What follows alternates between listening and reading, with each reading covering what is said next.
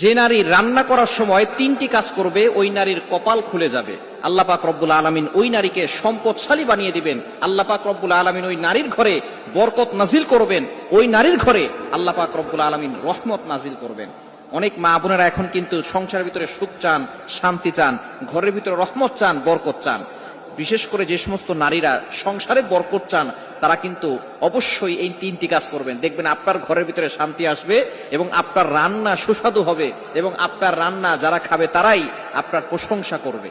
আমরা অনেকেই কিন্তু নিজের প্রশংসা শুনতে চাই এবং অনেকেই আমরা ঘরের ভিতরে বরকত চাই, রহমত চাই। এজন্য আমরা এই তিনটি কাজ করব। নাম্বার ওয়ান, এক নাম্বার হচ্ছে আপনি যখনই রান্নাঘরে প্রবেশ করবেন তখন আপনি সালাম দিবেন। মনে রাখবেন রান্নাঘরে কিন্তু চুলা আছে।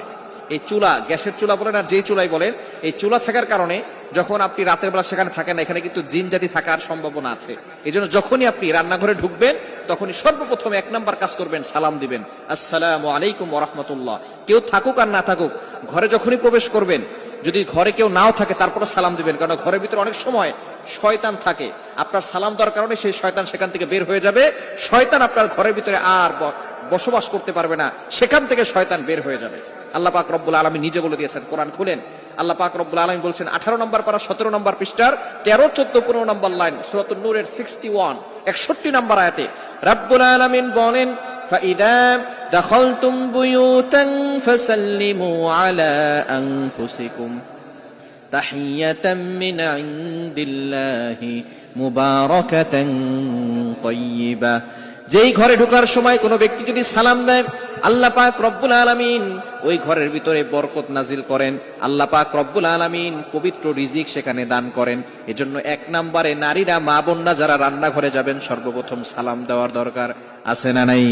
মা বোনদেরকে এটা শিখিয়ে দিবেন, আপনারা বাসায় গিয়ে মেসেজ পৌঁছে দিবেন। মা বোনরা যারা আছে এক নম্বরে তারা রান্নাঘরে ঢোকার সময় সালাম দিবে। নাম্বার 2, দ্বিতীয় নাম্বার হচ্ছে প্রতিটি কাজের শুরুতে বিসমিল্লাহ পড়বে। বিসমিল্লাহ পড়লে ওই কাজের ভিতরে আল্লাহ পাক রব্বুল আলামিন নিজে বরকত দিয়ে দেন। বিসমিল্লাহ পড়লে কোনো রান্না করলে ওই রান্নার ভিতরে আল্লাহ তাআলা স্বাদ বাড়িয়ে দেন, ওই রান্নার ভিতরে আল্লাহ তাআলা রহমত দেন, ওই রান্নার ভিতরে আল্লাহ তাআলা বরকত দান করেন।